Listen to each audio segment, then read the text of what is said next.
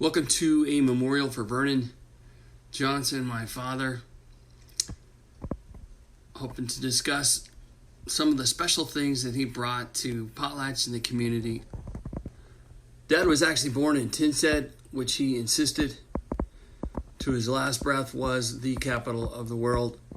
Here he is near Tynset on his bicycle and his special beanie cap. That's his brother Dwayne, that's Lorraine, and that's Uncle Lynn, and I think that's Linda. Dad was a miner by day and a logger by night. He was a worker extraordinaire. Get it done. His brother Dwayne built roads for Potlatch Corporation, and Dad with his brother Uncle Lynn were, I believe, the highest production two-man crew in the history of the logging world. Dad was an awful good faller. He was a good bucker. But what he was really good at was loading. He often said that hydraulic loaders were child's play, which was correct. He did his incredible work with cable machines. He was phenomenal. People regularly told me, you realize your father's the very, very best. And he liked to elk hunt. He liked sharing his property. That's a tradition I am dedicated to continuing. I'm going to try to find a way to make this property here. This is a cabin that he drugged there with a D6 that burnt down. These are good friends from Pennsylvania. That elk was killed by Aaron Walser. Aaron is a heck of a hunter and was a good friend of my father. This is, I think, the last elk that Dad killed.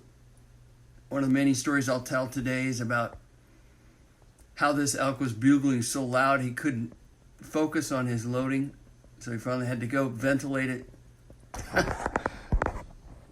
Dad always found the best in every situation. This is our friend Frank visiting from Washington, D.C., and they found an Idaho rock. Dad was pretty excited about that. He loved rocks. When we went to the springs to get a drink of water, it wasn't just the springs, it was the Fountain of Youth, and everybody needed to be careful because they were going to get so young they might forget how to talk. Dad loved his cabin and was always very entertaining out there. Toward the end, it became a source of conflict, which bothered him some, but he tried to block it out. Play was always important with Dad. He, in this case, would take four-wheelers and knock trees into people. He was definitely not very safe at times. Here he is on his house in the hill with his Harley Davidson. On a day when it was 40 below zero out, Dad would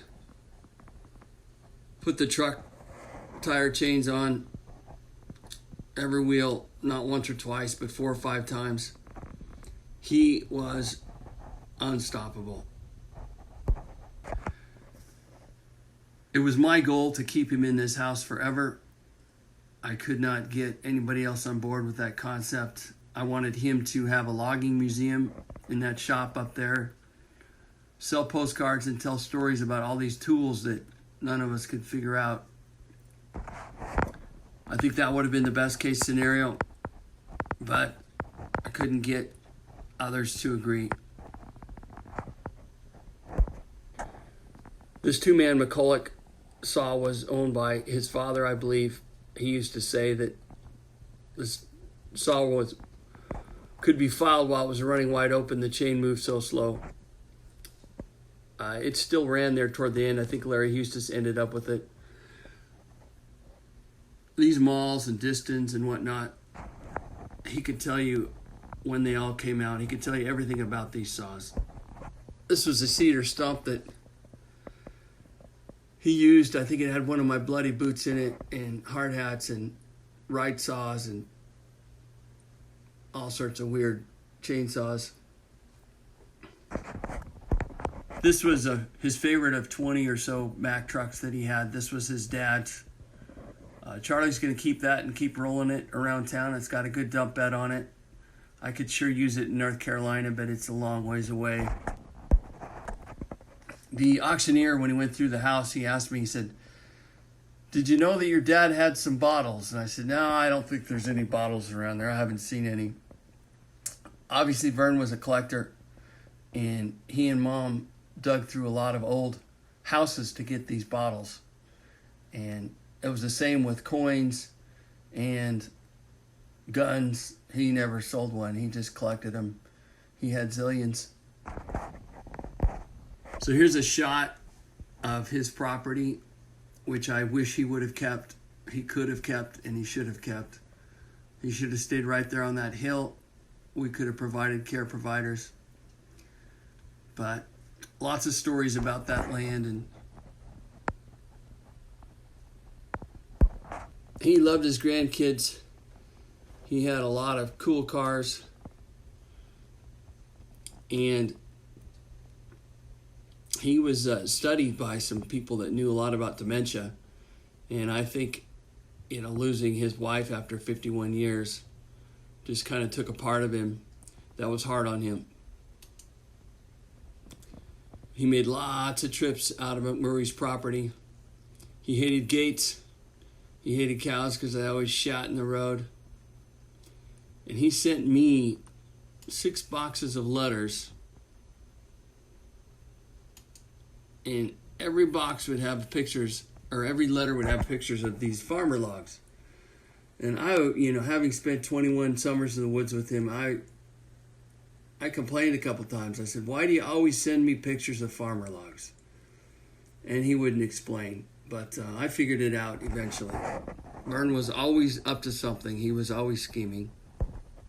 More than anything, my dad, Vernon Johnson, was somebody who responded to genuine people. He responded to love. And we would visit him, and day one he would be pretty lonely and downtrodden, but by the time we were there for 3 or 4 days, he would be a completely different person. And he just warmed up, and I just really am thankful for the care providers that he did get and the joy that he had. Toward the end, things weren't so good, but until COVID came along, he was doing pretty well. So thanks to everybody for remembering my dad.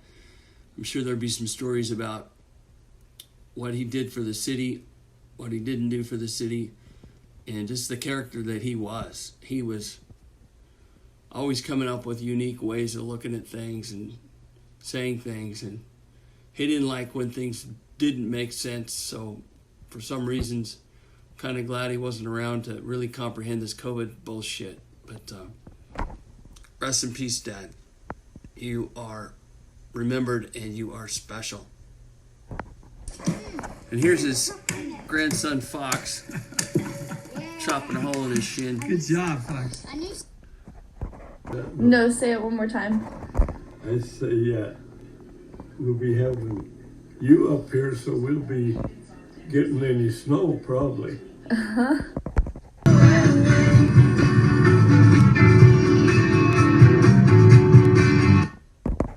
Can't get anybody else to make a statement, though. Oh, I love it. I love it, Hey, too. only in America could you come to a celebration like this in a 34th Studebaker. The 34th Studebaker, yeah. What a country. Uh-huh. What a country, he used to say. Every day's Christmas. Don't forget to laugh. Dad was one of those positive and genuine forces that just had a nonstop need for things to make sense. And in that respect, he was and will always be remembered.